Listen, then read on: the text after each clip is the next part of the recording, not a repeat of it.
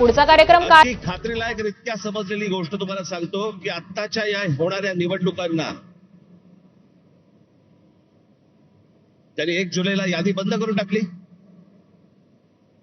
त्याच्या अगोदर काही काम म्हणजे विधानसभेला तर होतेच भरलेले. त्याच्यानंतर जवळपास 96 लाख खोटे मतदार महाराष्ट्राच्या यादीत भरलेत.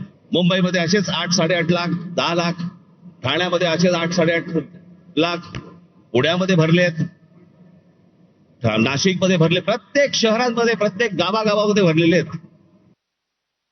अशा प्रकारच्या निवडणुका जर होत असतील तर हा संपूर्णपणे या महाराष्ट्रातल्या आणि देशातल्या मतदारांचा अपमान आहे. तुम्ही मत द्या नाही तर नका देऊ.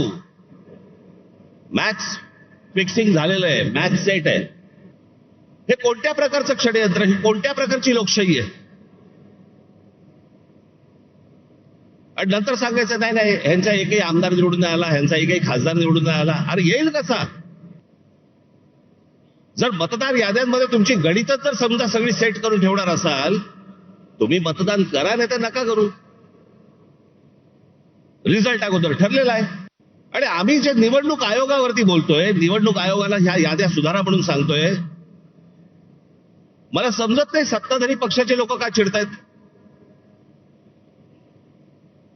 लागतंय ना कुठेतरी. आम्ही निवडणूक आयोगाला प्रश्न विचारले की सत्ताधारी उत्तर देतात. तुम्हाला कोणी विचारलं? तुम्हाला वाटतंय, तुम्हाला राग येतोय कारण शेण खाऊन ठेवलंय. सगळ्यांना माहितीये, महाराष्ट्रातल्या अगदी गल्ली गल्लीमध्ये सगळ्यांना माहितीये की ही सत्ता कशी आली ती.